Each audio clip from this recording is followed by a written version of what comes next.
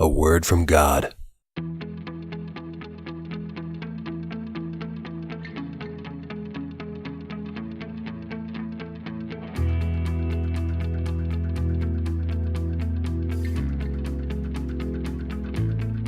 You still with me? Excellent. Because things are about to get a whole lot more interesting.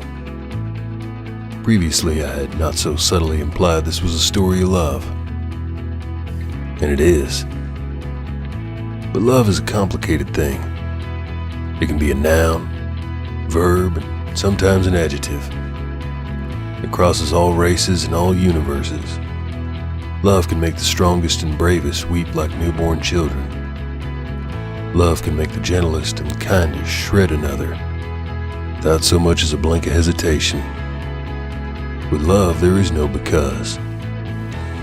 With love, there is no why. With love, there is, well, it just is. But to appreciate love, to really get it, you must experience unbridled hate, pure evil. To savor the heat of the sun is to weather the chill of the night. Taste the cream of the cow's milk to dull the bite of the cayenne seed. Famish to truly understand what it is to be satiated. Endure hardship to revel in gaiety. Circumstances for our friends are about to get worse. Far, far worse. But amongst the despair is hope. Why should you trust in what I say? Because I am the creator of all. I created he who creates the havoc. I created those that fight against that havoc. I am strength. I am wisdom. I am all-knowing. I see the past. I am the present. I know the future. I have the utmost faith in my divine warriors. And so should you.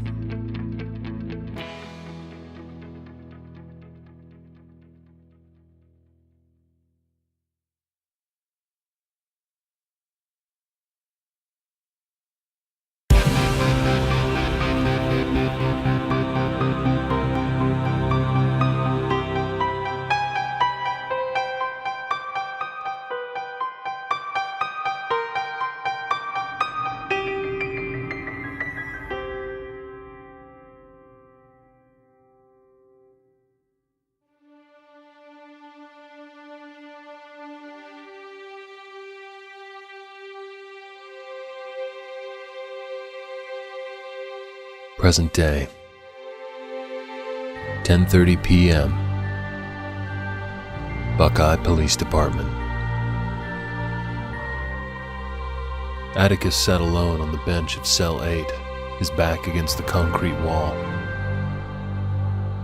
The planets kept turning, but time grew short, and only he, a champion chosen by the stars and powers above, and his divine brethren and sisters of the Paladins knew the bleak fate that lay ahead of all life within the universes. And only he knew that he'd failed everyone. He'd failed his mentor and only father figure, Elder Kai. He'd failed his brother-in-arms and friend, Rorn. And he might have failed the entire future for all species on all realms across all skies.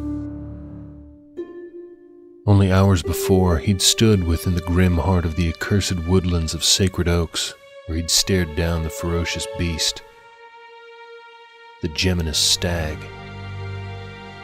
the monster for whom he'd been born to slay, so said the prophets. Twins born beneath the sign of champions. A remarkable and singular alignment of heavenly bodies that would bestow a blessing of cosmic powers onto the two champions, and together united, they would see victory over the beast. But only with his twin could he defeat the beast, his predestined brother who would ultimately complete his own prophetic abilities. And in return, Atticus would complete his twin's powers. Together, they'd become the most legendary and mightiest of all forces the universe had ever known. So said the prophecy. But Atticus could do nothing when he was locked behind bars of a jailhouse. Even a mighty paladin warrior could not bend bars of steel. If he could wield magic, if he had the lineage that gifted mage blood. But alas, he'd been born and trained as a warrior, to fight with a sword, martial arts, and even guns. Not with magic, for he did not possess the spark of the arcane, not like Elder Kai or Rorn. The pendant that Elder Kai had given him, the 4-point star with the 2 stone rings encircling it, the holy seal, which the Elder had bestowed raw arcane elements within, had burnt out. The last raw arcanium left he'd used to save the raven-haired beauty Carmen. Clanking rang from the neighboring cell. When's somebody gonna let me out of here? His gnarled hands shook like leaves at the whim of hurricane-force winds.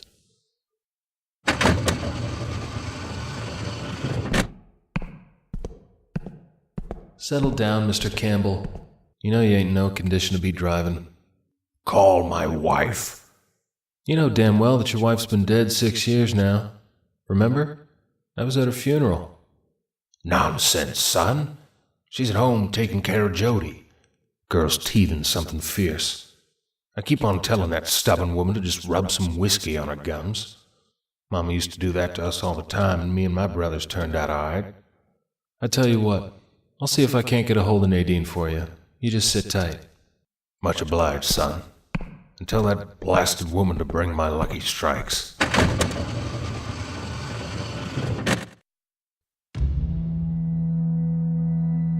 Oh, how the mighty fall hard. Had he made the wrong choice? The flaming skull burst out of nowhere and swallowed the beast, sending him hurtling through the foliage ablaze. Due to innate paladin senses, Atticus could have tracked him down easier than a bloodhound on a mangled rabbit. A paladin can sense the presence of a Geminus and vice versa. It was a gift or curse, depending on what side of the food chain you happen to fall upon. But instead, Atticus had chosen to rescue Amy, the beloved, a judgment call on the spur of the moment. He'd hurried her from the woods, hoping he could save her life. And why not? Prophecy stated clearly the beast could only be defeated by the twin warriors.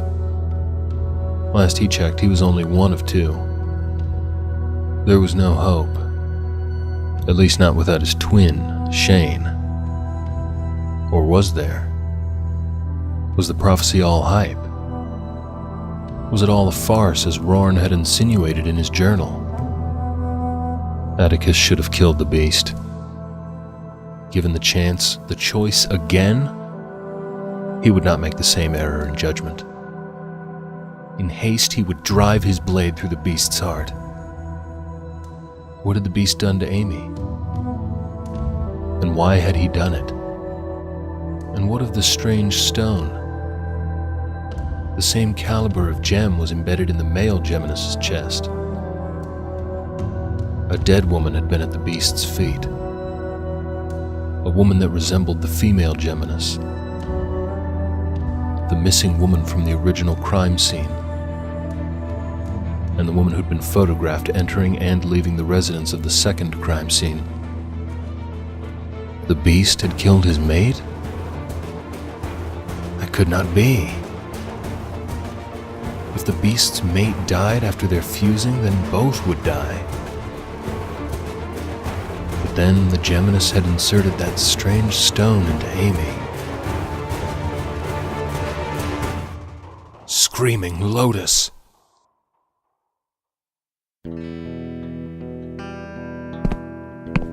Just past midnight. Outside Amy's hospital room, Shane paced while a middle-aged nurse named Bobby checked Amy's vitals and changed the bed sheets.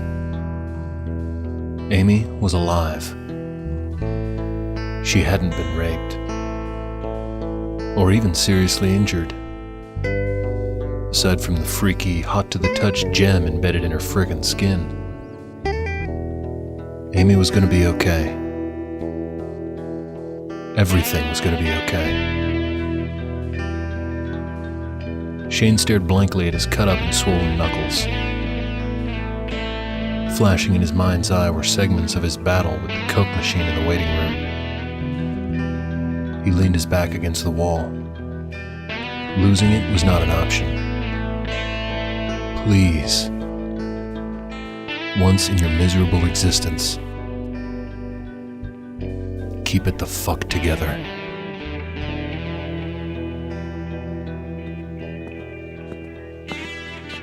Roxy rounded the corner. Several strands of her silver gray hair mutinously strayed from the bun on her head. The woman's aged yet resilient face showcased a smile, but the gesture seemed uneasily forced, artificial. Lines of deep sadness caused wrinkled skin to be more pronounced. Amy's okay. Roxy nodded. Heaving a heavy sigh, her chest lifted like a sail in a gust. Great to hear. What is it? What's wrong? I guess you haven't heard. Heard what? Never you mind. Just concentrate on getting that little lady better. Amy's gonna be fine, but you obviously ain't fine. Roxy slid a strand of frayed hair behind one ear. There was an incident at the diner. Place is pretty beat up. Gonna have to shut her down for a week or so till the police are done looking it over and I can get some contractors over there. Thing that happened there, well, it might have something to do with what happened to your woman and that young man they got locked up downtown. And something about a giant metal spider. She blew out a long breath and looked at him, tears in her eyes. She pushed past Shane before reaching for Amy's hospital door. As she grabbed the knob, Shane covered her wrinkled hand with his. The nurse asked for me to wait outside. Well, she didn't say Jack's pissed to me. Mike Bullock's on the 4th floor. Got him a nasty little wound. He was in the diner when... She cleared her throat and held her head high. The tears in her eyes had vanished and that prideful, ornery woman was back in control. You ought to go drop in on him. Is he okay? Let the cowboy do the explaining.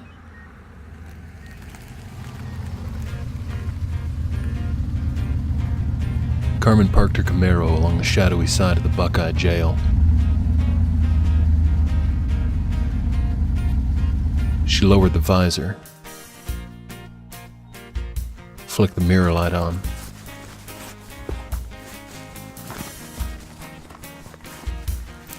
Carefully and meticulously, she applied her mascara and ruby lipstick. She slid the seat back to give herself more room and quickly rid herself of the Roxy uniform. Bye-bye shorts and tee.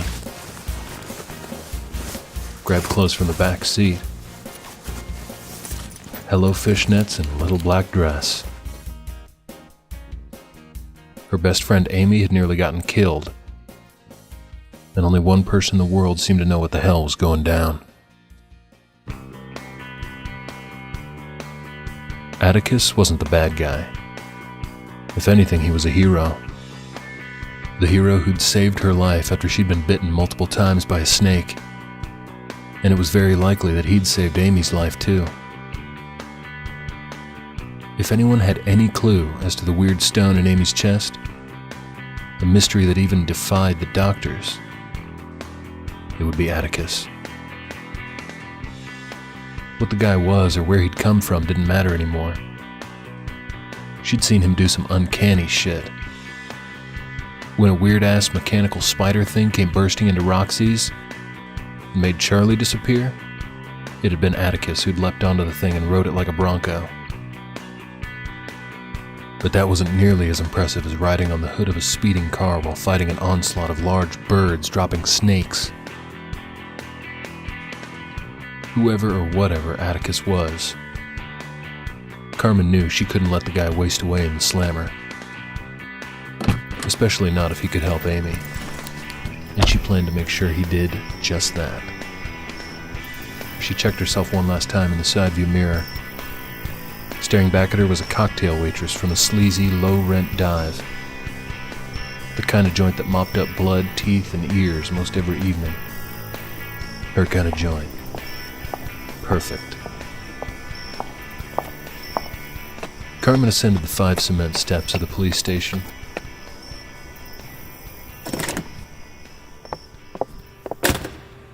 She glanced about the empty lobby. Nobody behind the reception desk. Quietly, she slipped down the narrow corridor. The familiar voice of Nancy Crawford resounded from a nearby room.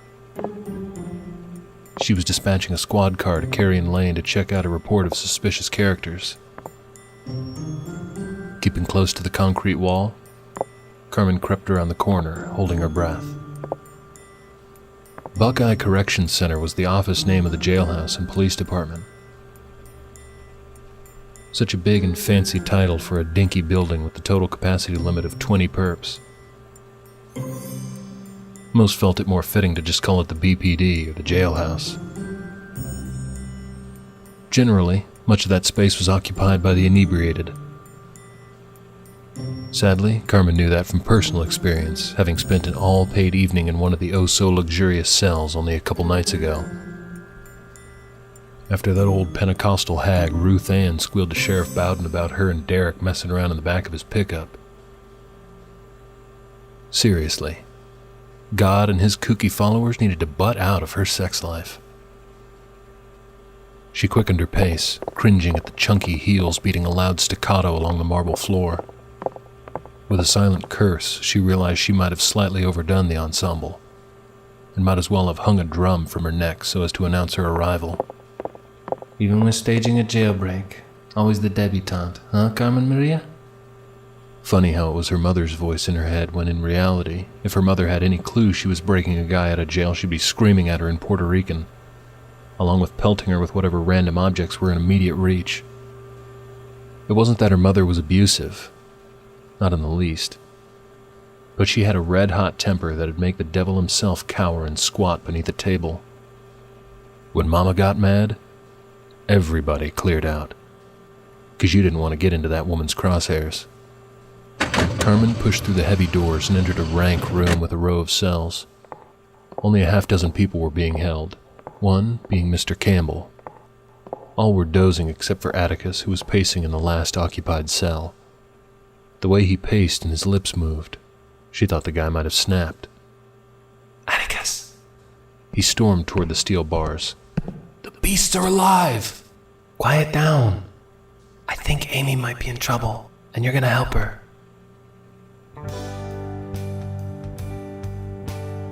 He looked at her, a deep sorrow in his blue eyes.